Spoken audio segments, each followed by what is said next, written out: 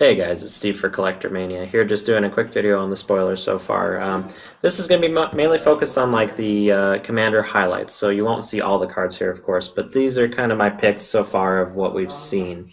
We'll kind of get into the first ones here, which are our legendary creatures, of course. We're talking Commander. They'll all cycle through here, but I'll touch on all of them. First up in my mind, we've got Neheb. It's kind of interesting that they brought this guy back, and I really like that they brought him back as an Eternalize. I think that's really cool. You know, one of those super zombies. His ability is pretty interesting. I was actually just talking to Eric about it a little while ago 'cause for our Commander Challenge. He's probably going to do Neheb 2.0 essentially. Reminds me a lot of Rakdos actually with his ability. Gives you a bunch of mana, you know, after you deal somebody damage or, you know, through combat or anything like that, essentially to cast like some giant spells. I'm thinking of like things like Banefire or anything like that. Any of those things that just require an X cost. So really interesting looking one. And then, you know, once again, really cool that they brought him back. I know that he'll fit right into the Minotaur tribal deck, but also a really interesting commander. On from that, we've got our two gods. Two of the gods so far have been released. The third one we're waiting on. That's the black-blue one. We'll probably cover that in the next couple of days. But these two are crazy so far. My favorites probably I don't know. I'm really tied up on this. I really like both of them, but between the two, probably the Locust God, just because I really like blue-red decks. But his ability is essentially every time you draw a card, you create a 1/1 insect token that has flying and haste. Really easy to build up a giant army, especially since you're going to be drawing a lot of cards in those colors anyway. And of course you can pay for, and I believe you can draw a card and then discard a card. So a nice little like loot on there as well. It's also a 4/4 flyer for 6, so not terrible stats. I wish it cost 5, but you know, I'm always greedy and I always want them to be just a little bit cheaper. And then of course we got the Scorpion God. This card is crazy. Like I said, I'm having a hard time picking a favorite so far. It draws you cards, which is huge. It is a way to also, I mean, it has removal built into it as well. It's a little pricey, but you could definitely get it done. Not bad stats either. I believe it's like a 6/5 or something like that. The really key thing on here for me is that they have this, they're not indestructible, of course, like the other gods, but they have this ability where if they were to die, they actually just go back to your hand at the beginning of the next end step. So essentially, if you look at it from a commander standpoint, they will never cost more than what they cost. You know, they aren't really going to your command zone like most commanders are, unless they get exiled or something like that. But of course, you know, there's always that. So anyway, just really interesting cards. I'm excited to try and play with them. Once again, in the next couple of days, we'll probably have some more spoiler videos about, you know, legendary creatures and whatnot. On from that, we're going to get into our permanents here.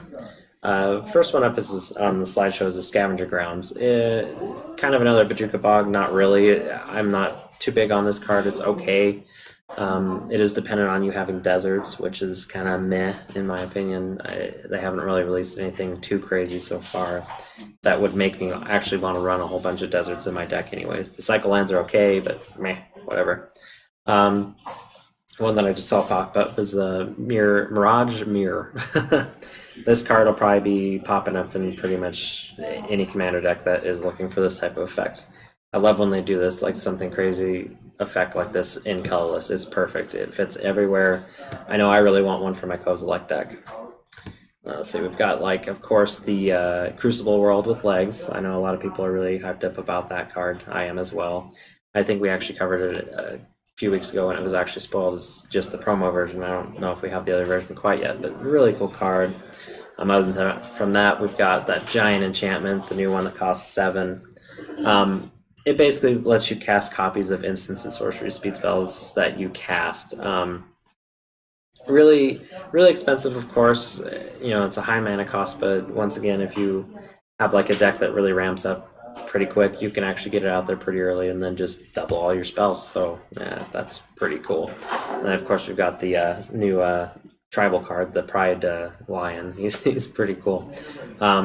I talked about this with Eric actually a little while ago as well. It's really interesting that they're having exert on cards that tap for their ability. You know, I think they're just kind of like trying to look at it on a different light. I think it's interesting that it's not all combat related, which is kind of nice. You know, His activated abilities are pretty cool. Okay, on from that, we'll get into our spells here. Okay, and we'll start with Supreme Will. This card's really interesting. It's not the best, it's not Mana Lake, of course. It's just kind of like its weird cousin, I guess. So first mode on it is a mode spell. It costs 3, instant speed, of course. First mode is that you counter a spell unless your opponent pays 3, which is pretty good. It's decent. Commander, usually I don't like spells like that let your opponents, pay mana into counter the effect, but this one's okay because of the second mode, in my opinion. The second mode is essentially look at the top 4 cards of your library, you pick one of those cards, put it in your hand, put the other 4 on the bottom. Really, really cool. So yeah, interesting spell. Then we've got the cycle, or 2 parts of the cycle. It's going to be a 5-card cycle, of course. A Catcher's Last Mercy, which is an interesting life gain kind of thing. And then we've got the Bantu's Last Reckoning, something like that. 3-cost sorcery, speed, board wipe. The downside, of course, of both of these is that it keeps your lands tapped on the next turn. I know that seems pretty bad, but in Commander, really, you can get away with a lot, especially if you have like a lot of mana rocks, a lot of mana dorks, maybe just a way to play a few lands in between, or even just a way to untap your lands on your next turn. So there's not really too much of a downside, in my opinion. And then we've got another split card in Grind to Dust. It's okay. I kind of just put it on here just because it's interesting. Casting from the graveyard can be pretty cool. It is kind of removal that way, and then of course a little bit of a board wipe on the other side. So interesting. I don't really like having to, I guess, well, I mean, it really depends on who you're playing with, though. But anyway, back to my main point. I don't really care for spells that, like, I'm going to put some counters on things, and then I'm going to do my second effect, from the graveyard. It seems okay, but whatever. We'll see where it goes from here. With that, I believe that's all the ones that I pulled up here. Once again, be looking out for... I'm going to bring up the legendaries again, just because they're so cool, especially the Locust God artworks are amazing. Anyway, be looking for, in the next couple of days, some more videos about this. I think we're going to let them build up over 2 or 3 days. That way we can do them in chunks. And then we will be doing, of course, our Commander Challenge will be coming up probably right about the same time as Hour of Devastation releases. We'll probably have a video out there for, the challenge again. And then, of course, with anything else, we will be building Commander decks out of pretty much all these legendaries and putting them up. That way you guys can kind of get an idea of what we would do with them, essentially. I think we're going to start on the Scorpion God, so we'll probably try and get that up on Thursday. So anyway, with that, we'll try and catch you next time, and thanks again, and of course, like, subscribe, comment, all that good stuff, and we'll see you next time.